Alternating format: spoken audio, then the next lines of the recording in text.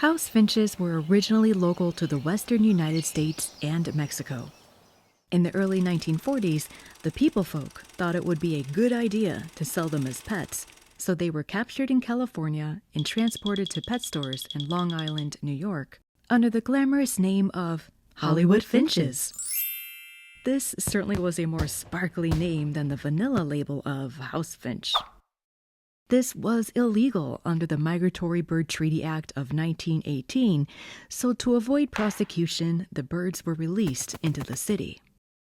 Being the hardy and resilient birds that they are, this new environment didn't pose a problem to their survival. They started breeding and their range expanded throughout the eastern U.S. and southern Canada, eventually joining up with their relatives in the West. Even sometime before 1870, they were introduced to Hawaii from San Francisco. Once again, they became prolific and abundant on all of the Hawaiian Islands by 1901. They were known as the papaya bird for the affinity to the local fruit. They are generalists and clearly quite adaptable. They are short-distance migrants and thrive in a variety of climates and habitats. Where there are people and people-made structures, there are likely to be house finches, though typically they're not found in elevations higher than 6,000 feet. In fact, they are called house finches because they are commonly found where there are houses. Their range overlaps with the similar-looking purple finch, which isn't purple at all, but shades of red and pink. How do you tell them apart? First, purple finches have much more red everywhere, on the face, head, chest, and back. Second, consider where you're seeing said purple finch. They are found along the Pacific coast, Canada, and the eastern half of the U.S. Third, purple finches are a bit stockier and at times have slightly raised head feathers, giving them a crusty appearance. They have a dark brown stripe by the eye and the lower mandible. And lastly, they prefer a forest habitat, but will come to backyard feeders.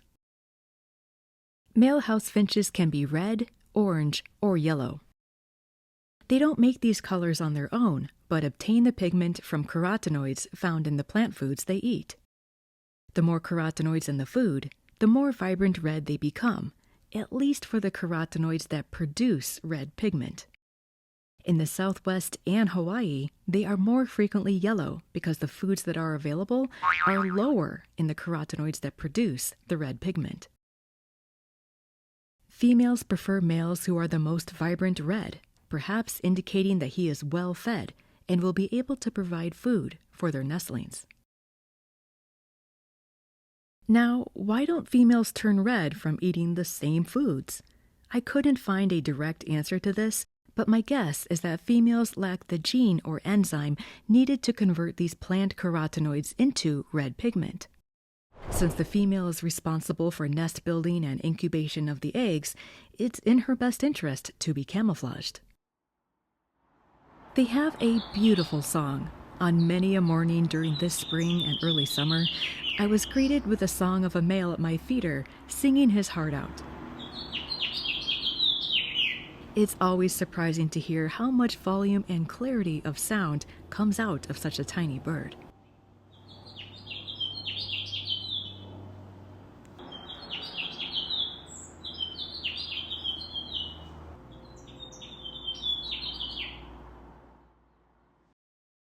They are 97% vegetarians, devouring seeds, berries, and buds. If you have a feeder with black oil sunflower seeds, you will attract a crowd of happy house finches. They don't even switch to a protein diet when feeding their young, and instead feed them regurgitated seeds.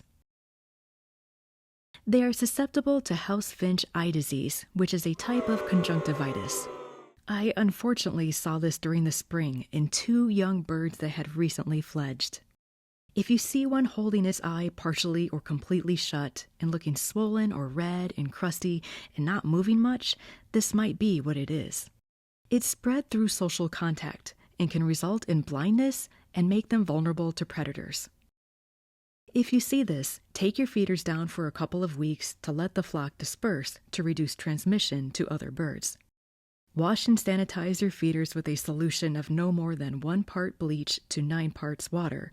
Rinse them well and let them air dry. Fortunately, I haven't seen this since that one time. I love seeing house finches and hearing their beautiful songs. Do you have a story about the house finch you'd like to share? If so, feel free to leave a comment down below. Thank you for watching. That's all for this time. I'll see you again soon.